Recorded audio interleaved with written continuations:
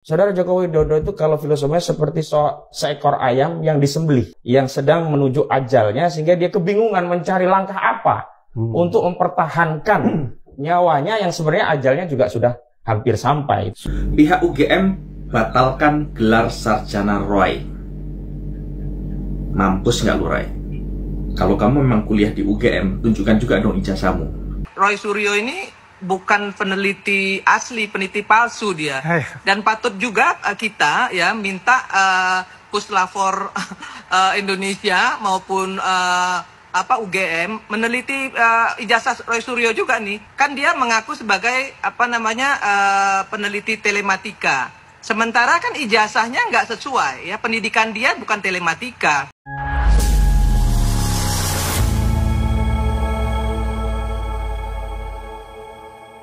Assalamualaikum warahmatullahi wabarakatuh, saudara-saudaraku sebangsa dan setanah air, dimanapun kalian berada, semoga kalian selalu dalam kondisi sehat walafiat. Berjumpa lagi dengan saya di Gaspol Update. Kami bukanlah buzzer pihak manapun, kami hanya menyajikan keputusan ada di tangan Anda.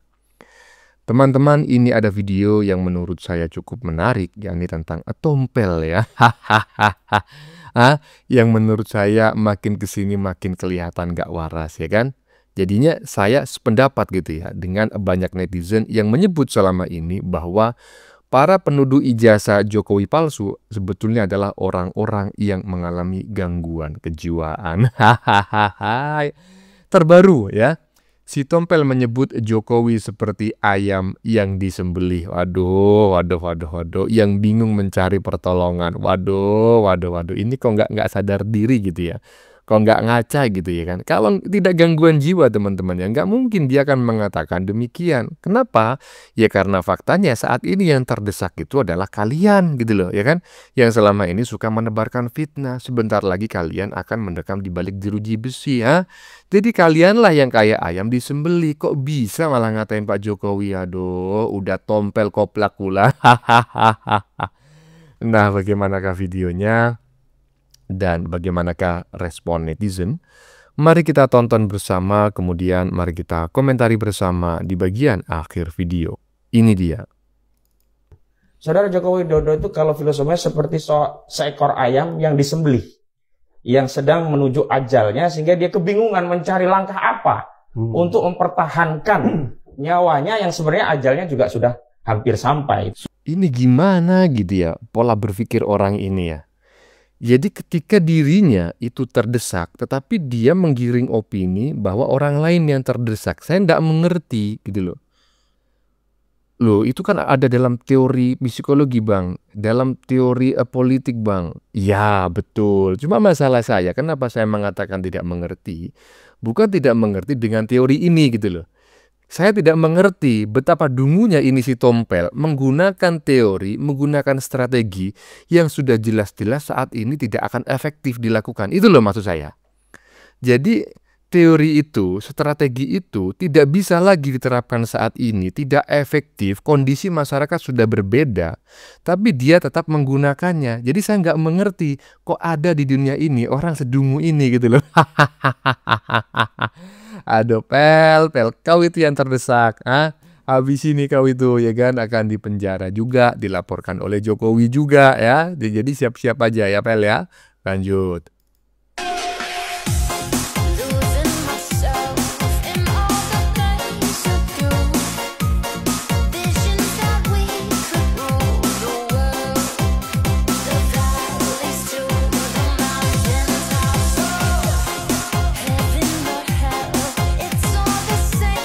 Nah, ya kan? Ini coba saya bacakan nih teman-teman. Ini sama strateginya. Jadi menurut saya memang ya, orang-orang yang selama ini mencaci maki Jokowi, menghina Jokowi, kemudian apalagi memfitnah Jokowi.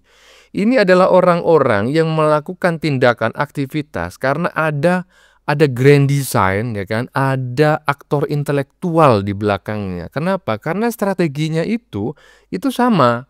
Ketika mereka dipanggil oleh Polda Metro Jaya, diminta keterangan. Nggak hadir sama bareng-bareng, cuma alasannya beda-beda, ya kan? Nah, begitu ibaratnya saat ini ya kan si Tompel juga melakukan penggiringan opini bahwa Jokowi sedang terdesak. Nah, ini juga sama si Dokter Mangkrak ya, coba saya bacakan ya. Sekarang pakai peci dan topi karena rambutnya makin habis dari hari ke hari. Habis lengser undangan pemeriksaan bertubi-tubi, silih berganti. Belum lagi cawe-cawe mengamankan anak dari kursinya yang udah mulai digoyang-goyang. Apes tenan hari tuamu, enggak tenang belas hidupmu. Lah, yang apes itu Jokowi apa kamu, Dokter Mangkrak? Yang enggak tenang hidupnya itu Jokowi atau kamu? Aduh, astagfirullah, astagfirullah. Lanjut.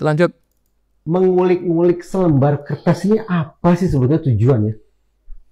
Yang paling dasar, Mas Reza, kebenaran itu kan tidak sekedar soal selembar kertas, tapi dampak selembar kertas itu bagi bangsa kita. Apa dampaknya? Dia sudah jadi presiden. Dampaknya ke depan. Sudah selesai. Ke depan, kalau ini tidak dituntaskan, apakah kita mau mewariskan legasi bangsa ini, mewariskan sejarah pada generasi selanjutnya? Pernah punya presiden tertuduh ijazahnya palsu, maka harus kita tuntaskan. Iya. Ngomong apa kamu ini, Pel, aduh. Kok ada orang seperti ini ya? Dan herannya, ya tapi pantas lah ya kan dia sebagai seorang pengacara kan nggak laku ya. Sama lah seperti si Dokter Mangkrak, dia macamnya sebagai seorang dokter walaupun ya banyak netizen yang sudah mulai mengungkap bahwa gelar dokternya juga patut dipertanyakan karena nggak tercatat gitu loh di database perguruan tinggi ya. Nggak ada dia malah terdaftar itu sebagai mahasiswa S3 tapi S1 dan S2-nya nggak terlacak, coba bayangin. Ya kan, dan ini juga ya kan pengacara tapi setiap hari podcast kesana kemari, nggak pernah beracara. Ini pengacara itu hanya gelarnya, sebetulnya dia nggak laku karena dungunya kagak ketulungan. Lanjut. Dan saya ingin tegaskan, segala hal yang kita indra di dunia ini itu adalah objek penelitian. Karena kemarin sempat ada ya, itu bukan objek penelitian. Jangankan masalah ijazah, daun yang jatuh ke bumi saja itu bisa dijadikan objek. Waduh. Jadi begini Pel ya, Tompel ya kan. Memang betul apa katamu, semuanya bisa diteliti ya kan. Tetapi ya kan, di semua negara kan ada etika dan ada hukumnya ya kan. Nah, meneliti sesuatu yang berhubungan dengan privasi orang lain itu perlu izin. Kalau kau mau meneliti daun yang jatuh ya kan, atau meneliti bintang jatuh, nggak ada persoalan karena itu nggak berhubungan dengan pribadi orang. Kalau berhubungan dengan pribadi orang, ya kemudian di situ juga kemungkinan besar ya berpotensi mengungkap aib orang. Nah itu kamu harus izin, jangankan penelitian Pel ya kan. Rekam medis Pel, bayangin rekam medis itu nggak boleh disebarluaskan Pel. Rekam medis itu nggak boleh disebarluaskan. Ya kan, penelitian terhadap rekam medis itu juga harus ada izin dari orangnya yang bersangkutan gitu loh Pel. Jangan enak-enakan aja kau ngomong gini loh Pel, kalau bodoh ya bodoh aja, tapi jangan kau tularkan kebodohanmu kepada orang lain. Ya kalau udah bodoh aja, nggak apa-apa, nggak ada yang ingin kau cerdas, nggak ada. Udah bodoh aja nggak apa-apa, tapi jangan menularkan kebodohanmu pada orang lain Pel ya. Lanjut.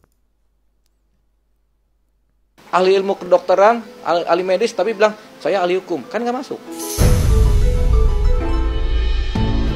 Jangan kemudian ngaku-ngaku kami udah dengan metodologi, dengan ini. Lah kan ente lulusannya dari itu. Kenapa ente ngurusin ini? Ya protes lagi, silakan lapor kemana, atau kemudian gugat, ya, silakan aja, nggak ada persoalan. Itulah hukum. Belangsak. Siapa yang belangsak? Ya mereka. Akhirnya ketika dilaporkan polisi, ribut lagi kan gitu. Cari-cari dalih. Nah, ini saya sepakat ya kan.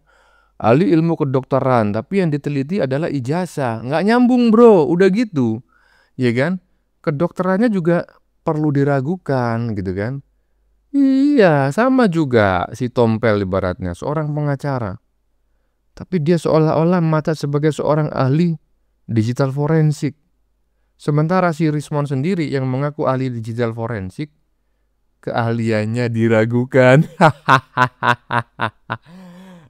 Apalagi si Roy Panci itu, udahlah ya kan, daripada mengaku sebagai seorang ahli telematika, mending mengaku sebagai ahli panci ya kan, pasti kalian lebih dihormati. Lanjut.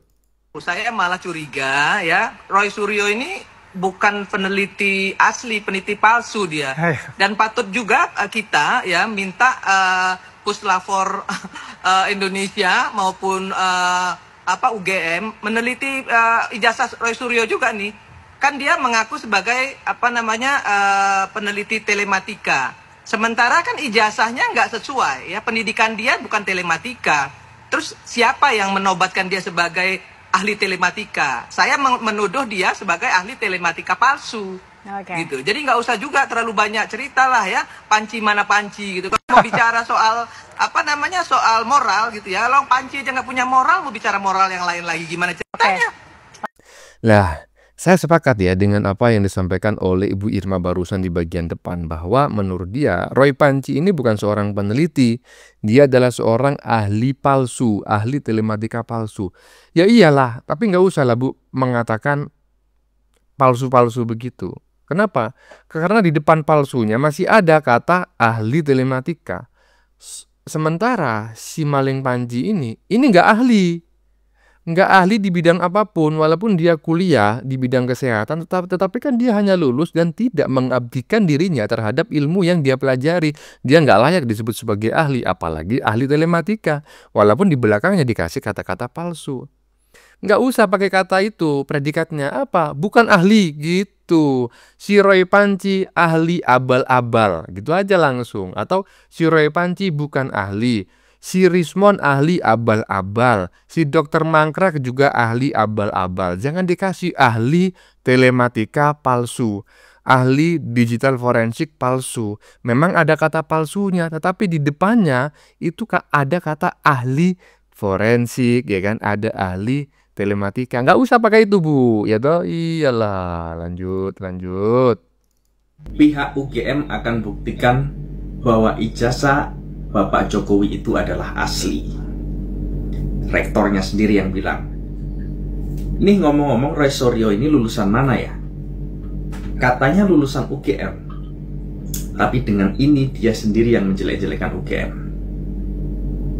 Pihak UGM batalkan gelar sarjana Roy. Mampus nggak lu Roy? Kalau kamu memang kuliah di UGM, tunjukkan juga dong ijazahmu. Gini kau mempermalukan dirimu dan pihak kampus UGM. Ini kau keluar-keluar seakan-akan UGM menjadi jelek nilainya di mata masyarakat. Roy Suryo, Dr. Tifa, Rismon, Egy Sujana. Mau sampai kapan? Mau sampai kapan kasus ini akan dibawa? Bapak Jokowi sudah melaporkan Anda ke Polda dan tidak akan mencabut berkasnya sebelum kau dan kawan-kawan dijebloskan ke penjara Roy.